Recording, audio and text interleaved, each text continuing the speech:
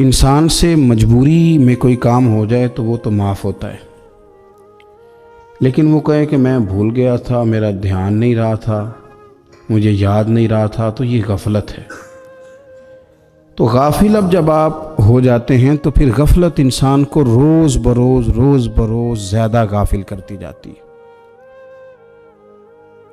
مال کماتے کماتے مقصد مال نہیں بنانا، دولت حاصل کرتے کرتے محبت دولت کی نہیں دل میں پیدا کرنی، بال بچے، گھر بار، مکان، اس کے پیچھے بھاگتے بھاگتے ایسا نہ ہو کہ پلٹ کر دیکھیں تو ہمارا بہت سا روحانی، فکری اور ذہنی نقصان ہو چکا ہو۔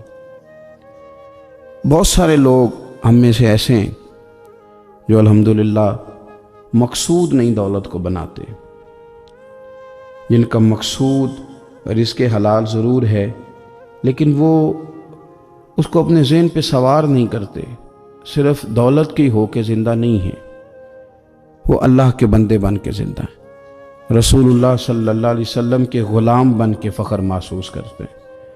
دولت کی طرف جتنی زیادہ ہماری توجہ ہو گئی ہے اور مال کی جانب جتنا زیادہ ہمارا ذہن ہو گیا، سارے رشتے مال میں تلنے لگ گئے، ہر چیز کو اسی عینک سے دیکھا جانے لگا ہے۔ اللہ تعالیٰ نے قرآن مجید میں ارشاد فرمایا کہ یا ایھا الذین آمنوا لا تلہکم اموالکم ولا اولادکم عن ذکر اللہ، اے ایمان والو، تمہارا مال اور تمہاری اولاد تمہیں اللہ کے ذکر سے کہیں غافل نہ کر دے۔ اولاد بھی تمہاری ہے، مال بھی تمہارا ہی ہے، رہے گا بھی تمہارے پاس، لیکن اس کی موجودگی میں غافل نہ ہو جانا، غافلوں جیسی زندگی نہ بتانا۔ جو لوگ سڑک کو منزل بنا لیتے ہیں وہ رستے میں رہ جاتے ہیں۔ سڑک جو ہوتی ہے وہ راستہ ہوتی ہے، منزل نہیں ہوتی۔ یہ جو رزق ہے، دولت ہے، مال ہے، اولاد ہے، یہ تو سارا رستہ ہے اللہ کی طرف جانے کا، کہ تھوڑا سا رزق حلال کمائیں، کمر سیدھی ہو جائے اور پھر ہم اپنے رب کریم کی عبادت کریں۔ ہم رزق حلال کمائیں تاکہ ہم ہاتھ پھیلانے سے بچیں اور ہم اللہ کے بندوں کی ضروریات کا خیال کریں، دین کے کاموں میں اپنے آپ کو مشغول کریں، کچھ نہ کچھ اپنا حصہ پیش کریں۔ یہ مقصود تھا، یہ منزل نہیں، یہ تو صرف ایک رستہ تھا۔ ہم نے اب کیا کیا ہے کہ یہی چیز ہماری منزل بن کے رہ گئی ہے۔ رات پیسے گننا، سویرے اٹھ کے پھر گننا شروع کر دینا، پیسوں میں رشتوں کو تولنا، پیسے کے ساتھ ہی اپنے آپ کو ہر وقت لگائے رکھنا، الجھ کے رہ گئے ہیں لوگ، الجھ کے، اور پھر کوئی بندہ جیت نہیں رہا۔ ہمارے دادا بھی یہی کہتے تھے کہ کچھ پیسے کمانے ہیں تاکہ بچے پال لوں، یہ کہتے کہتے چلے گئے۔ ہمارے ابا بھی یہی کہتے تھے، پھر اس کے بعد ہم نے بھی یہی بولنی شروع کر دی ہے، تو جیتا تو کوئی بھی نہیں، جیتا تو کوئی بھی نہیں۔ مال کو ضرور حاصل کریں۔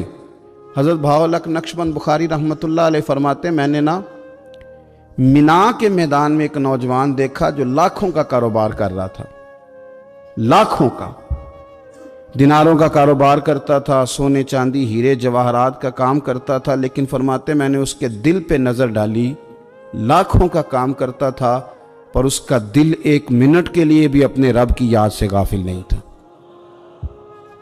ہر وقت اس کا دل اپنے مالک کی یاد میں مصروف تھا، ہر وقت۔ ارشاد فرماتے ہیں کہ میرا شروع میں اس کے بارے میں گمان یہ تھا کہ دیکھو یہ شخص کیا کر رہا ہے، پیسہ کما رہا ہے، دولت کے چکر میں پڑا ہوا ہے۔ فرماتے ہیں کہ پھر میں نے ایک اور منظر دیکھا، ایک اور رنگ میں نے دیکھا کہ وہ کما رہا تھا، اور پھر اختتام حج پہ میں نے دیکھا کہ جو کمایا تھا سارا اللہ کے بندوں پہ خرچ کر رہا تھا۔ آپ اور میں، ہم نے دیکھنا صرف یہ ہے کہ کہیں ایسا تو نہیں ہے کہ دولت میں الجھ گئے۔ بہت سارے لوگوں نے یہ کہا تھا، ہم سنتے تھے جب کوئی آدمی جانے لگتا تھا نا پردیس پیسہ کمانے کے لیے، تو وہ کہا کرتا تھا کہ میں ملک سے باہر جا رہا ہوں، 2 4 5 سال لگا کے آؤں گا، واپس آ کے پھر یہاں میں نے کوئی کام کرنا ہے، تھوڑے سے پیسے کماؤں تاکہ یہاں نہ پھر میرا سلسلہ کوئی بن جائے۔ وہ 3 سال لگانے گئے تھے پر 30 گزر گئے ہیں، لوٹ کے واپس کوئی نہیں آئے۔ وہ 4 سال کا کہہ کے گئے تھے پر سال 40 ہو گئے، لوٹے نہیں۔ کیوں نہیں لوٹے؟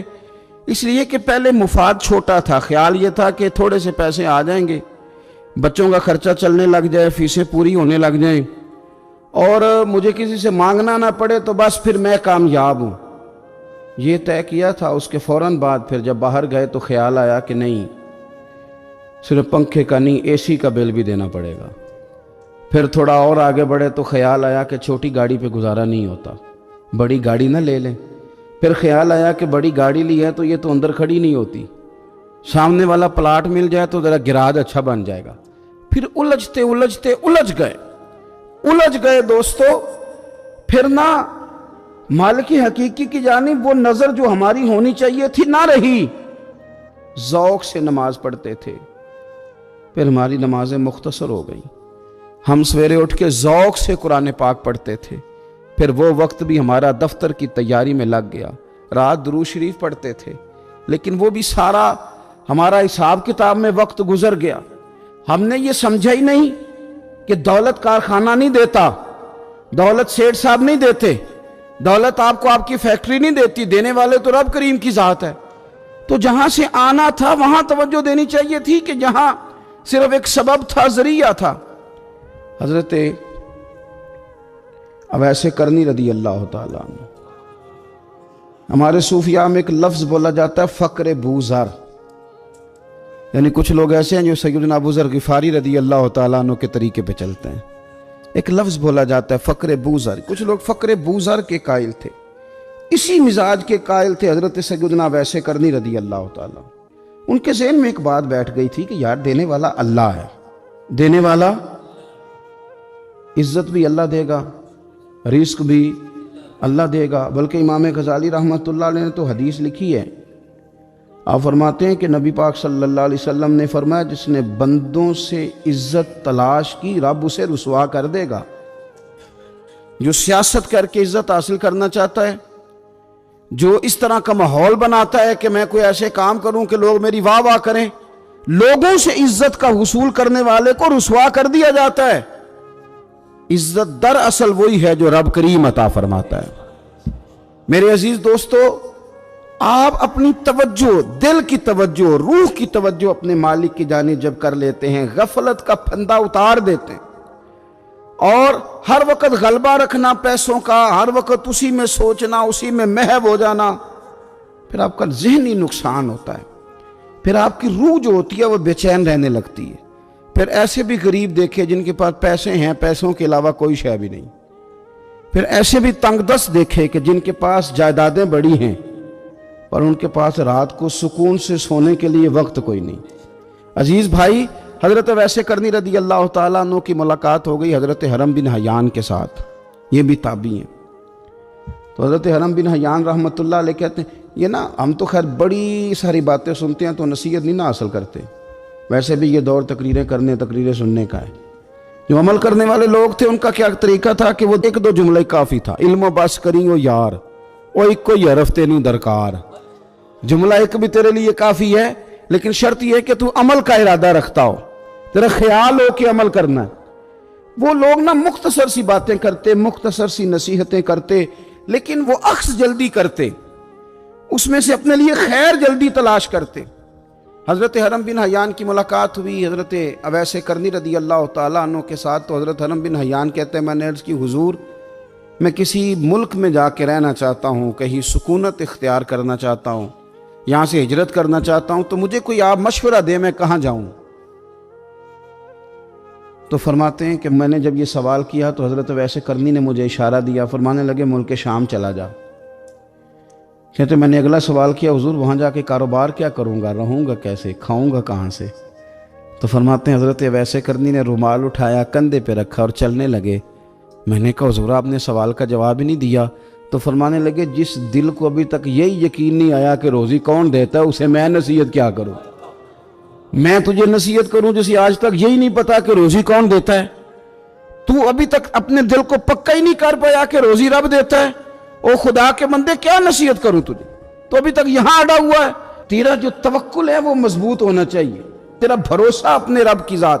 تو غافل ہو گیا اللہ سے، تو نے اسباب پر بھروسہ سارا کرنا شروع کر دیا. اسباب اختیار کیے جاتے ہیں، بھروسہ رب کریم پہ کیا جاتا ہے. ہماری جو غفلت ہے نا وہ بھلا کیوں ہوئی ہے؟ وہ اس لیے ہوئی ہے کہ پیسے کسی کو بھی برے نہیں لگتے. پتہ نہیں ان میں کیا کشش ہے. یہ نہ آپ کسی جگہ بھی ان کا نام لے لیتے ہیں یا کسی جگہ بھی آ جاتے ہیں تو یہ برے لگتے ہی نہیں. یہ جناب بڑی بڑی فقیری کا دعویٰ کرنے والے اور لوگوں کو طریقت اور تصوف کا درس دینے والے، ان کو بھی اچھے لگتے ہیں. یہ تو جناب جو لوگوں کو کہہ رہے ہیں فقیر ہو جاؤ فقیر ہو جاؤ، وہ خود امیر ہوتے جا رہے ہیں. یہ پتہ نہیں ان میں کیا ایسا خاص. ہمارے ایک استاد تھے تو مزاج میں بڑی ظرافت تھی، حالانکہ بڑے اللہ والے بندے تھے، تو بات بڑی وہ دل لگی کی کیا کرتے تھے. تو ایک دن ہم نے پوچھا استاد جی خوشبو کون سی اچھی لگتی ہے؟ کہنے لگے بیٹا جو پیسوں میں سے آتی ہے وہ مجھے بڑی اچھی لگتی ہے، اس لیے کہ ملتے کم ہیں. ہمارا نا جب اس طرح کا ذوق بن جاتا ہے نا، آپ مزاج بنا لیتے ہیں پیسوں کا. لوگ سمجھتے ہیں کہ غریبی کا ڈر شاید زیادہ ڈر ہے، لیکن کبھی آپ دروازہ رسول پہ جائیں نا تو حضور نے تو کوئی اور ڈر بیان کیا ہے. حضرت ابو عبیدہ بن جراح رضی اللہ تعالیٰ عنہ بحرین سے نا مال لے کے آئے بہت سارا. حضور نے بھیجا، جزیہ لینے گئے یا مال غنیمت کا کچھ مال تھا، آپ لے کے مسجد میں آئے تو لوگوں کو پتہ چل گیا کہ آج مال آیا ہے. اب سب کو حصہ ملتا تھا، اس میں سے بدریوں کو زیادہ ملتا تھا، باقی لوگوں کو بھی ملتا تھا. تو فجر کی نماز کے بعد لوگ گھروں کو جایا کرتے تھے، لیکن آج پتہ چلا نا مال آیا ہے. تو یہ سیاستہ میں حدیث موجود ہے، سب لوگ مسجد میں بیٹھے رہے. حضور علیہ السلام نے فرمایا تمہیں پتہ چل گیا مال آیا ہے؟ عرض کی حضور ہاں. فرمایا تمہیں بانٹنے لگے ہیں، دینے لگے ہیں. ہم نا غریبی سے ڈرتے ہیں، ہم اپنے بچوں کے لیے دعا کرتے ہیں ان پہ غربت نہ آئے، ہم اپنے بہن بھائیوں کے لیے دعا کرتے ہیں ان پہ غربت نہ آئے. کرنی چاہیے، لیکن ذرا اس حدیث کے مفہوم کو بھی دیکھیے گا. نبی پاک صلی اللہ تعالیٰ علیہ وآلہ وسلم نے فرمایا تمہیں دینے لگے ہیں، مال آ گیا ہے. لیکن میرے قریب نے اپنی امت کے لیے جس چیز کا ڈر محسوس کیا وہ کیا ہے، حضور کے دل میں کس چیز کا خدشہ تھا وہ کیا ہے بیان کیا. حضور فرمانے لگے لوگو مجھے تم پر غربت کا ڈر نہیں، یہ ڈر نہیں کہ تم غریب ہو جاؤ گے، بلکہ مجھے تو ڈر ہے کہ تم پر دولت پھیلا دی جائے گی، تم زیادہ مالدار ہو جاؤ گے. خوف غریبی کا نہیں، خوف تمہارے مال کا ہے. اور حضور فرماتے ہیں کہ پھر تم انہی باتوں میں مبتلا ہو جاؤ گے جن میں پرانی امتیں مبتلا ہوئی تھی، اور جب وہ اللہ کی نافرمانی میں مبتلا ہوئی تھی تو پھر وہ ہلاک کر دی گئی تھی. مجھے ڈر ہے، مجھے ڈر ہے. ہاں جہاں دولت آتی ہے وہاں سستی بھی آتی ہے، جہاں دولت آتی ہے وہاں معاذ اللہ عیاشی بھی آتی ہے، جہاں دولت زیادہ آ جاتی ہے وہاں پھر لوگ ہر چیز کو دولت میں تولنے لگتے ہیں. جہاں دولت زیادہ آتی ہے میرے بھائی، پھر لوگ سمجھتے ہیں کہ ہر چیز میں خرید لوں گا، پھر لوگوں کے ذہنوں کے اندر اس طرح کا فطور آتا ہے. حضور نے فرمایا مجھے ڈر ہے تمہارے دولت مند ہونے کا، ڈر ہے دولت مند ہونے کا. یارو اپنے پیسوں سے ڈرا کرو، اپنی جائیدادوں سے ڈرا کرو، اپنے مال سے ڈرا کرو. وہ ہم نے جو بڑے بڑے محلات تعمیر کرنے شروع کیے ان سے ڈرا کرو، اس لیے کہ حضور نے فرمایا مجھے ڈر ہے. حضرت ابو بکر صدیق رضی اللہ تعالیٰ عنہ تشریف فرما تھے. ہمارے نا بچے بہت زیادہ آسانی مانگتے ہیں. اقبال نے کہا لہو مجھ کو رلاتی ہے جوانوں کی تن آسانی. جب میں جوانوں کا مزاج دیکھتا ہوں نا کہ اتنے آرام پسند ہو گئے ہیں تو پھر میری آنکھوں سے لہو بہتا ہے. لہو مجھ کو رلاتی ہے جوانوں کی تن آسانی. ان کا وجود اتنا آسانی کا ماحول لینا چاہتا ہے، ذرا سی بھی کوئی تکلیف آپ دیکھ لیں، لائٹ بند ہو جائے تو مصیبت کھڑی ہو جاتی. کسی جگہ چند منٹ کے لیے، آدھے گھنٹے کے لیے ٹریفک بند ہو جائے تو مثلاً کیا ہو جائے گا. لیکن یہ کہ طبیعتوں میں تلخی، اور جب وہ گاڑیاں آہستہ آہستہ چلتی ہیں تو ایک دوسرے سے آگے بڑھنے کی وہ شدت، وہ ہمارے مزاج میں ایک دوسرے کے بارے میں دل میں بڑے بڑے جملے. کیوں؟ اس لیے کہ ہماری طبیعت آسانی پسند ہے. ذرا سی بھی کوئی رکاوٹ ہم نہیں برداشت کرتے. تھوڑی دیر کے لیے ٹھہرنا پڑ جائے ہمارے لیے بڑا مشکل کام ہے. آپ ہمیں ہماری مرضی کے خلاف کوئی بات کر دیں تو ہمیں بگڑا ہوا سمجھیں. ہماری طبیعت میں وہ آسانی ہے. یہ آسانیاں انسان کو پھر بڑے بڑے کام نہیں کرنے دیتی، پھر انسان کمزور پڑ جاتا ہے. پھر وہ کوئی کسی انقلابی تحریک کا کبھی حصہ نہیں بن سکتا. اگر وہ بڑی صلاحیت بھی رکھتا ہو تو وہ زندگی میں کوئی کارنامہ سر انجام نہیں دے پاتا، کیونکہ طبیعت میں آسانی آ گئی. اس کا مزاج ہی نہیں. جس بندے کو گرمی زیادہ لگتی ہے وہ کیسے آگے بڑھے گا؟ یہ सेठों के बेटे, मालदारों के बेटे, पीरों के बेटे, बड़े बड़े जनाब मशाइख के साहिबजादगान, इल्ला माशाअल्लाह। आगे ना बढ़ने की वजह क्या है? सिर्फ यह है कि तबीयत का तकाजा ये है कि एक आदमी ने रुमाल पकड़ा है, दूसरे ने जूता पकड़ा है, तीसरा गाड़ी खोल रहा है। जब आप इस कदर ज़्यादा उनको आसानियों में मुब्तला कर देते हैं, फिर उनके लिए जिहाद करना, मैदान में निकलना मुमकिन नहीं रहता। वो आदी नहीं होते। इमाम हसन और इमाम हुसैन रदी अल्लाह ताला अन्हुमा ने जिहाद इसलिए कर लिया था, बचपन में ही 7-8 साल की उम्र थी तो माँ 3-3 दिन रोज़े रखवाया करती थी। वो 3-3 दिन रोज़े रखते थे और इफ्तार का वक्त आता था तो जो कुछ पका होता था वो भी उठा के गरीब और मिस्कीन को दे दिया करते थे। तो उन्हें तो आदत थी बचपन से ही। फिर इसलिए ऐसा नहीं होता कि वो खाना नहीं पका तो बच्चे ने मोबाइल तोड़ दिया है, उसकी मर्जी का। आज घर के अंदर जो है वो खाने का सामान मौजूद नहीं था तो उसने टीवी तोड़ दिया, इस तरह फिर नहीं होता, फिर वो घर का नुकसान नहीं करता। हमारे मिजाज में जो बेपना आसानी है, मर्जी का खाना है, मर्जी का पहनना है। अब हमारे कपड़े पुराने नहीं होते, अब डिज़ाइन बदल जाता है। अब वो कहाँ चौकों में वो लोग बैठे हैं जो जूतियां गांठा करते थे। अब कहाँ वो वक्त गया कि जब तोड़े में डाल के सारे घर के जूते ले जाए जाते थे और उनको गांठा जाता था। शादी का मौका और ख़ानदान की शादी का मौका, लेकिन घर के सब लोग जूता पॉलिश करवा के डालते थे, नया नहीं खरीदते। अब तो जूते पहनने का मौका ही नहीं आता, इतने जूते पड़े हुए हैं। कौन सा छोड़ा जाए, कौन सा पहना जाए।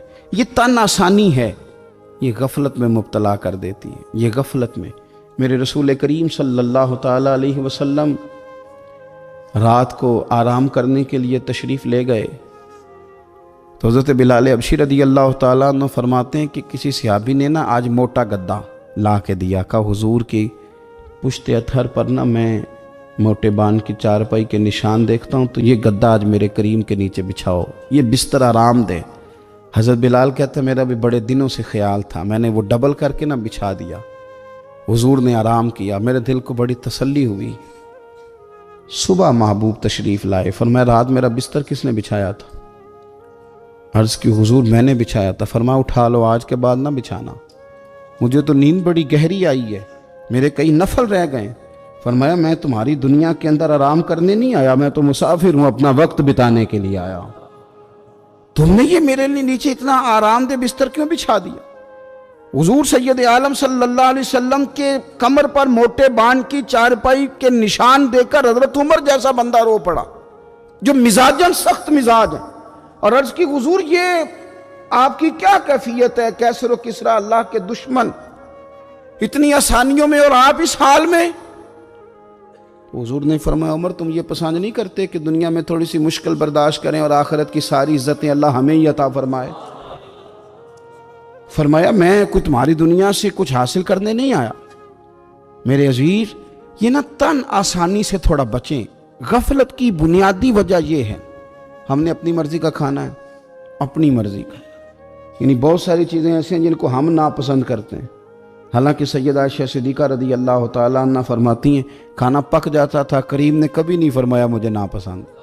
कभी तबीयत ना चाहती तो छोड़ देते थे, लेकिन कभी हमने ऐब निकालते नहीं देखा। भाई तन आसानी हमें गाफिल कर रही है। हम सोते ही उस बिस्तर में जो सवेरे आँख खुलने नहीं देता। हमने ओढ़ ही वो वाले बिस्तर लिए हैं, हमने कमरे इस तरह बंद किए हैं कि वहाँ तो हवा मुश्किल से आती, तो आवाज़ किसी की कैसे आएगी। दादा आवाज़ें देते रहे, फजर का वक्त हो गया, वालिद कहते रहे, मुअज्जिन ने रोज़ अजान पढ़ी, पर चूँकि हमने कमरा ही बड़ा आरामदेह बनाया था, हमने करीब कोई चीज़ आने ही नहीं दी। ये थोड़े दिन पहले हमारे शहर का वाक़या, एक साहब ने ज़िला गुजरांवाला के गांव में एक साहब ने क्या किया है, उन्होंने कहा कि जनाब मैं तुम्हें रोज़ मना करता हूँ कि अजान पढ़ा करो, बाद में नात ना पढ़ा करो, सोना होता है। अजान हो गई, ख़त्म हो गई, तुम एक नात भी सुनाते हो। इसी बात पर उस शख्स को बाहर बुलाया और गोली मार दी। बंदा मार दिया तो मेरी नींद में खलल वाक़या करता है, तो वो तो अब्दी नींद सो गया है, तो क्या आप सारी उम्र जागते रहेंगे? आपको भी सोना है, आपको भी जाना है, कब्र में पहुंचना है। ये गाफिलों वाली जो ज़िंदगी है ना, ये तबाह कर देती है, तबाह। और बहुत सारे लोग ऐसे हैं फिर उन पर पक्की मोहरें लग जाती हैं। फिर वो जागना भी चाहे तो आँख नहीं खुलती, फिर उठना भी चाहें तो बेदारी नहीं होती, اس لیے کہ سوتے کو جگانا آسان ہوتا ہے، جاگتے کو جگانا بڑا مشکل کام۔ حضرت ابو بکر صدیق رضی اللہ تعالیٰ عنہ امیر المومنین ہے۔ آپ نے کبھی آسانیاں دیکھی ہیں گورنر کے گھر میں، وزیر اعلیٰ کے گھر میں، وزیروں کے گھروں میں کیا نظام ہے، کیا جناب دنیا ہی الگ ہے۔ کبھی سیٹھوں نوابوں کے ہاں آپ دیکھیں کس طرح کا جناب ان کا رہن سہن ہے، بالکل دنیا ہی اور ہے۔ حضرت ابو بکر صدیق امیر المومنین ہے، پیاس لگی تو پانی مانگا، لوگوں نے شہد ملا کے پانی پیش کیا، پانی منہ کے قریب گیا تو جناب صدیق اکبر کے بغیر کسی اختیار کے چھم چھم آنسو بہے۔ اتنا روئے کہ لوگ کہتے ہمیں پتہ کوئی نہیں تھا بات کیا ہے، پر ابو بکر کا رونا دیکھ کے ہمارا بھی رونا نکل گیا۔ پتہ نہیں تھا ہوا کیا ہے، کس وجہ سے رو رہے ہیں یہ نہیں پتا تھا، ان کو روتے دیکھا تو ہم بھی رو پڑے۔ دیر تک وہ آہیں لیتے رہے، سسکیاں بھرتے رہے، آنسو بہاتے رہے، تڑپتے رہے، لوٹ پوٹ ہوتے رہے۔ عجیب کیفیت ہم نے دیکھی۔ بڑی دیر کے بعد وہ سنبھلے، عرض کی امیر المومنین ہمیں بھی بتلائیے، اتنے آنسو۔ جناب صدیق اکبر رضی اللہ تعالیٰ عنہ فرمانے لگے میں ایک دن حضور کی بارگاہ میں حاضر تھا تو نبی کریم علیہ السلام کسی چیز کو فرما رہے تھے، ہٹ جا مجھ سے دور ہو جا، مجھ سے دور ہو جا، مجھ سے دور ہو جا۔ تو فرماتے ہیں میں نے بعد میں عرض کی حضور آپ کس چیز کو ہٹا رہے تھے؟ تو حضور فرمانے لگے میرے پاس دنیا آئی تھی، تو میں نے اسے کہا تو مجھ سے دور ہو جا، میرے قریب نہ، دور ہو جا۔ تو حضور فرماتے ہیں وہ مجھ سے چلی گئی، پر جاتی دفعہ کہہ گئی ہے کہ حضور آپ نے تو مجھے اپنے سے دور کر دیا، پر آپ کے بعد والے مجھ سے بچ نہیں سکیں گے، وہ مجھے قبول کر لیں گے، وہ مجھے بڑی بڑی سیف الماریوں میں جگہ دیں گے، وہ تجوریوں میں بھر لیں گے، وہ مجھے رکھ لیں گے، پسند کر لیں گے۔ حضور نے فرمایا تو ہٹ جا۔ حضرت صدیق اکبر فرمانے لگے میں پانی مانگتا ہوں، مجھے شہد دیتے ہو، مجھے دنیا دار نہ کر دینا، مجھے اس آسانی میں مبتلا نہ کر دینا، مجھے ڈر لگتا ہے ان لوگوں میں نہ ہو جاؤں جن پر دنیا پھیلا دی گئی، پھر وہ اللہ کے ذکر سے غافل ہو گئے۔ بھائی کتنے دکھ کی بات ہے کہ کچھ لوگوں نے پچھلے رمضان شریف کو قرآن مجید کھولا تھا، یعنی ایک مہینے میں بھی ایک قرآن شریف ہم ختم نہیں کر پاتے۔ کیا ہم روز فون نہیں سنتے؟ کیا ہمارے پاس جو SMS آتے ہیں ان کے جواب نہیں دیتے؟ کیا ہم اپنی مرضی سے اپنی طبیعت کے مطابق نیند پوری نہیں کرتے؟ کیا ہفتے میں 1-2 دفعہ ہم باہر سے جا کے کھانا کھانے کا پلان نہیں کرتے؟ سارے کام ہم کر رہے ہیں، ٹائم نکل رہا ہے، دوستوں کے ساتھ ملاقاتیں ہو رہی ہیں، خوش گپیاں جاری ہیں، تو کیا وجہ ہے قرآن پاک ہمارا مہینے میں 1 دفعہ ختم کیوں نہیں ہوتا؟ درود پاک کی مجالس ہم قائم کیوں نہیں کرتے؟ ہم کیوں نہیں اپنے آپ کو تھوڑا سا وقت دیتے؟ کیوں نہیں ہم اپنی روحانی زندگی کو آباد کرنے کے لیے تھوڑا سا آگے بڑھتے؟ کیوں نہیں وظائف پابندی سے پڑھتے؟ کیوں فجر سے تھوڑا پہلے ہماری آنکھ نہیں کھلتی؟ غافلوں والی زندگی نہ گزارے، ورنہ یاد رکھیں ہماری آنکھ اس وقت کھلتی ہے جب آنکھ بند ہونے کا وقت آ جاتا ہے۔ اس وقت آنکھ کھولیں گے تو اس کا فائدہ کوئی نہیں ہوگا۔ اب وقت ہے، اب وقت ہے، اپنے آپ کو ذہنی طور پر تیار کریں، اپنے دل سے روز کلام کریں۔ جس طرح اپنے پیسوں کا روز حساب کرتے ہیں تو اپنے دینی معاملات کا بھی حساب کریں کہ کہاں کتنی چیزیں ایسی ہیں جو میں نے بلا وجہ چھوڑ دیں۔ غافلوں والا وقت نہ گزاریں۔ ایک لمحہ جو زندگی میں غفلت میں گزرتا ہے نا، غفلت میں بڑا خوفناک ہو جاتا ہے۔ اور یہ بھی یاد رکھنا لمحے غافل ہوتے ہیں پر صدیوں کو سزا بھگتنی پڑتی ہے۔ لمحوں نے خطا کی تھی، صدیوں نے سزا پائی۔ کئی دفعہ ایک لمحے کے لیے بندہ غافل ہوتا ہے، اور حضرت شیخ باہو نے تو کہا تھا کہ جو دم غافل سو دم کافر۔ سانو تے مرشد ہو پڑھایا، ہمیں تو ہمارے بڑوں نے یہ بتایا کہ غافل نہ ہونا، جو غافل ہوتے ہیں وہ ایک دن کافر ہو جاتے ہیں۔ اپنے آپ کو تھوڑا سا لگائیں، تھوڑی سی ہمت کریں۔ اسلام تو ہمیں تازہ ہی بڑا کرتا ہے، کہتا ہے تیری آنکھ کھل گیا نا تو ذرا وضو تو کر اٹھ کے، کیوں؟ تاکہ تیری غفلت ختم ہو۔ فجر کی نماز پڑھی تھی، ناشتہ کیا تھا، کام کار پہ گئے تھے، بس لگا تھا کام سے دل لگنے تو زور کی اذان ہو گئی، کہا تو واپس آ جا، غافل نہ ہو جانا، آ جا تھوڑی نماز پڑھ جا۔ تو پھر یہ آیا تھا، نماز اس نے پڑھی تھی، اب یہ واپس گیا تھا تو شام ہونے لگی تھی۔ شام ہوتے ذرا بندے کا وجود تھکنے لگتا ہے، تو طبیعت اس کی تھکنے لگی تو اسے کہا نہیں نہیں کہیں تجھے تیرا وجود ذہن غافل نہ کر دے، آ جا اثر بھی پڑ جا کے۔ تو یہ واپس گیا تھا کہ وہ پھر غلبہ ہونے لگا تھا اس پر، تو اسے کہا کہ نہیں، دن جا رہا ہے، رات آ رہی ہے، اس کے بیچ بھی نماز پڑھ تاکہ دن رات تیری عبادت کے گواہ ہو جائیں، آ جا۔ پھر یہ سونے لگا تو اسے کہا ایسے ہی نہ سو جانا، تو عشاء پڑھ کے سو، کیا ملے گا؟ تو مدینے والے محبوب فرماتے ہیں عشاء جماعت کے ساتھ پڑھ، فجر اٹھ کے جماعت کے ساتھ پڑھنا، رب ساری رات عبادت کرنے کا ثواب عطا کر دے، ساری رات عبادت کا ثواب دے دے۔ تو ہم نے یہ کرنا ہے کہ ہم نے نہ اپنے آپ کو تازہ رکھنا ہے، ہم نے اپنے آپ کو تازہ، ہمارے نا بزرگ اس طرح کرتے تھے کہ یہ ایز اے اسپیشل جاتے تھے، یہ جو ہم انعقاد کرتے ہیں نا اجتماعات کا، ہمارے بزرگوں نے ہمیں طریقہ دیا ہے کہ نصیحت لو، یہ جو نصیحت ہوتی ہے یہ نفع دیتی ہے، آپ کے کانوں سے بات ٹکراتی ہے تو دل میں ایک دفعہ جاتی ضرور ہے، یہ مزاج ہوتا ہے۔ ہمارے بزرگ نہ چل کے جاتے تھے، چل کے جاتے تھے اور جا کہتے تھے کوئی نصیحت ایک ہو جائے، چل کے جایا کرتے تھے تو نصیحت ہو جاتی تھی۔ حضرت داؤد طائی رحمۃ اللہ تعالیٰ علیہ ارشاد فرماتے ہیں کہ ہارون رشید بادشاہ آیا، کئی جگہوں سے ہو کے میرے پاس آیا، تو میرے ساتھ ہاتھ میں لایا، سلام لی تو بھی ہاتھ پکڑے ہوئے تھے، تو کہنے لگا حضور کو نصیحت کر دیں۔ تو میں نے کہا نصیحت کیا کرنی ہے، تیرے ہاتھ بڑے نرم و نازک ہیں، دیکھنا کہیں جہنم میں جل نہ جائیں۔ کہتے ہیں وہ نصیحت میں نے کی تھی، لیکن جب وہ میری نصیحت سن کے رویا نا تو اس کے رونے سے میں نے بھی رونا شروع کر دیا۔ تو میں نے اسے کہا نصیحت میں نے تجھے کی تھی، لیکن دیکھ اس نے میرے دل پہ کتنا اثر کیا ہے۔ نصیحت ہمیشہ یہ بھی غفلت سے جگائے گی، کوشش کریں کوئی بات سیکھیں، کسی سے کچھ سنیں، کوئی خیر کا جملہ لیں، تاکہ دل جو ہے نا وہ مردہ۔ حضرت سیری سکتی رحمۃ اللہ علیہ درخت کے نیچے بیٹھے تھے، تو درخت سے کہنے لگے کئی دن ہو گئے ہیں کوئی نصیحت نہیں کسی نے کی، تو چل تو ہی کر دے کوئی، میرا دل سخت ہو گیا ہے۔ تو اللہ نے درخت کو زبان دی، وہ بولنے لگا، کہنے لگا میری طرح کے بن جائیں، خود دھوپ میں جلتا ہوں، لوگوں کو چھاؤں دیتا ہوں، لوگ روڑے مارتے ہیں اور میں انہیں پھل دیتا ہوں۔ تو حضرت فرمانے لگے تیری بات نے میرے اوپر بڑا اثر کیا، ایک سوال نہ پوچھ لوں؟ کہنے لگا پوچھ لیں۔ تو فرمانے لگے تو اتنا ہی اچھا ہے تو تیرا انجام کیوں نہیں اچھا؟ جب تو خشک ہو جاتا ہے تجھے جلا ہی دیا جاتا ہے۔ اصل تو یہ نا کہ انجام بندے کا ٹھیک ہو، آخرت اس کا انجام ٹھیک ہو، تجھے جلا دیا جاتا ہے۔